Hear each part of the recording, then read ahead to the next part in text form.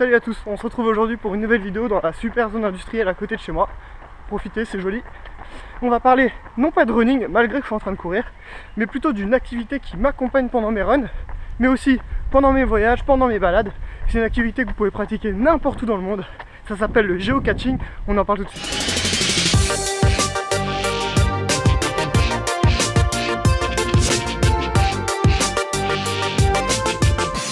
Alors, qu'est-ce que c'est que le géocaching? Le principe, il est très simple. N'importe qui, n'importe où dans le monde peut cacher n'importe quoi. Qu'est-ce que je raconte là? Donc, il suffit que quelqu'un, donc par exemple vous, à côté de chez vous, vous allez cacher ce qu'on appelle une géocache ou une cache. Vous allez sur le site de géocaching, vous indiquez les coordonnées GPS de cette cache et les gens vont venir la chercher. Il n'y a rien à gagner, c'est souvent juste un petit bout de papier où il faut écrire son nom pour dire qu'on l'a trouvé et ensuite on dit sur le site qu'on l'a trouvé. Il y en a absolument, mais absolument partout dans le monde. Donc voilà, donc là je suis arrivé à la première ensemble. Comme vous pouvez voir, ma montre m'indique que je suis à 13 mètres. Donc je vais aller la chercher, je pense, alors désolé pour ceux qui habitent près de chez moi, je vais vous spoiler quelques géocaches, mais je pense qu'elle est ici. Alors des fois c'est pas simple du tout à trouver. Donc pour info, les géocaches là, je ne les ai jamais faites, hein. Donc je cherche en même temps que vous.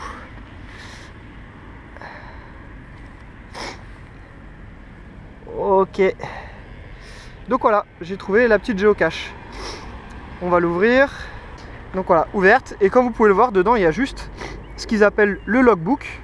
Donc il y a écrit ce que c'est que le géocache. Et ensuite il y a juste un logbook donc pour pouvoir écrire son nom. Donc accessoire indispensable, avoir un stylo bien évidemment. Donc voilà à quoi ça ressemble.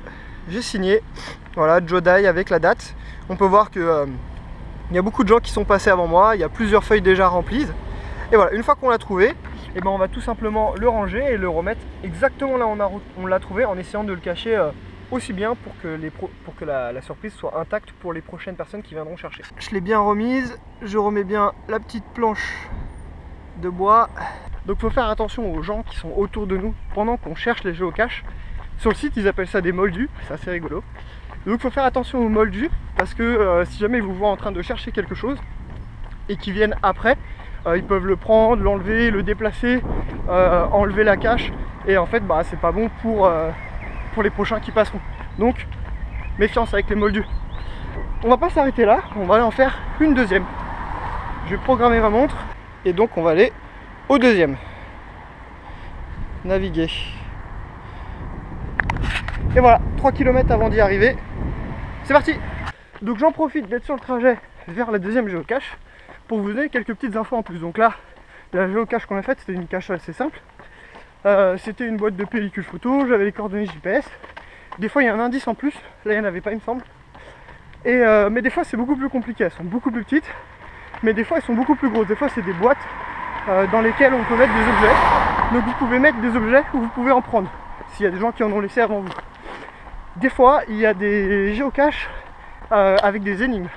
Donc sur le site c'est des petits points d'interrogation. Celle-ci, en fait il faut résoudre une énigme tout simplement avant d'avoir les vraies coordonnées GPS de la cache. Donc voilà, c'est plutôt sympa. Et là le trajet que je suis en train de prendre qui est derrière moi, c'est le trajet que j'ai pris pendant 3 mois pour m'entraîner au marathon de Paris. Et là juste le temps que je vous parle comme ça là, on a dû en croiser une ou deux qui sont sur un chemin juste à côté. Donc voilà, c'est pour vous dire que ça fait assez bizarre quand vous regardez le site et que vous voyez qu'il y en a sur votre chemin pour rentrer au travail ou où vous courez habituellement, vous en croisez 2 ou 3. Vous dites tiens c'est bizarre, allez, je vais les faire pour voir. Et c'est vraiment rigolo. Ah, donc là on arrive vraiment 8 mètres. Et comme indice il y a écrit sous une pierre. J'espère que c'est pas sous une pierre qui est dans l'eau. Je vois une pierre un peu bizarre là.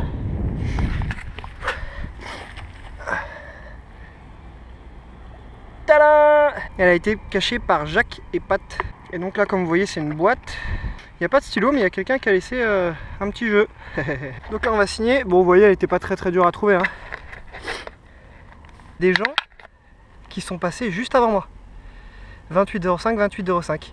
Alors 2 personnes peut-être en même temps ou 2 personnes différentes, je sais pas, mais comme vous voyez ça passe très régulièrement, hein.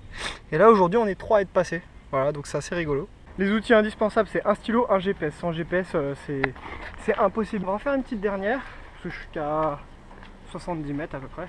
Donc on va en profiter pour en rajouter une à mon petit palmarès. Alors, je suis à 5, 6 mètres, 4 mètres, 3 mètres. Là, je vous avoue que j'ai un peu de mal à la trouver. J'ai l'impression que c'était par là, mais je ne trouve rien. Si vous voyez, dites-moi. Hein. Alors, des fois, il faut mettre ses mains dans des endroits un peu dégueulasses.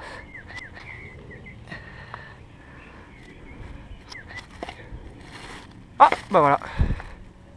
Tadam. Et là, dedans, comme vous pouvez voir, il y a des gens qui ont mis des petits jouets. Bon, ils mettent un peu n'importe quoi, hein, mais bon. Et donc, voilà, je remets bien la petite pierre par-dessus pour les prochains. Voilà. Donc maintenant, je les fais les caches dans la réalité. Et en rentrant à la maison, il faudra que j'aille sur le site et donc me loguer aussi. Donc là, je me suis logué dans le log réel. Il faudra que je le fasse dans le log virtuel. J'ai oublié de vous dire. Quel est l'intérêt de se loguer sur le papier et sur internet? Sur internet, le but c'est de pouvoir comptabiliser vos géocaches et de savoir lesquelles vous avez déjà faites, lesquelles vous n'avez pas faites. Sur le papier, l'intérêt c'est que la personne qui a créé la géocache ne vous supprime pas sur internet si vous n'êtes pas écrit sur le papier. Parce qu'il n'y a pas de code, il n'y a rien. En gros là, en rentrant si je veux, je mets que j'ai trouvé toutes les géocaches du monde. C'est nul de tricher, surtout qu'il n'y a aucun intérêt. Donc voilà, pour éviter la triche, il faut se loguer sur les deux. Le papier, dans la réalité, et sur internet. Et là on est sûr que vous l'avez trouvé. Voilà. Donc voilà, donc là sans compter le retour que je suis en train de faire, j'ai couru 8 km, on a fait 3 géocaches ensemble, mais en réalité on en a croisé une bonne dizaine, voire une quinzaine à peu près. Il y en a absolument partout, c'est sûr il y en a à côté de chez vous. Inscrivez-vous sur le site, rajoutez-moi en ami, c'est Jodai, ça sert à rien à part qu'on puisse voir combien vous avez fait de géocache. J'espère que cette petite vidéo vous a plu, c'est une activité un peu bizarre, pas habituelle, mais voilà, je trouve ça super sympa à faire avec, si vous avez des enfants, avec les enfants ça marche super bien avec qui ça. Donc voilà, j'espère que ça vous a plu, on se retrouve la semaine prochaine pour une nouvelle vidéo. Ciao.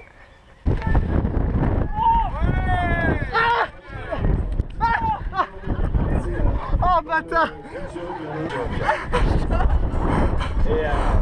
Oh comment il pique cela. Oh là là. Oh il pique trop.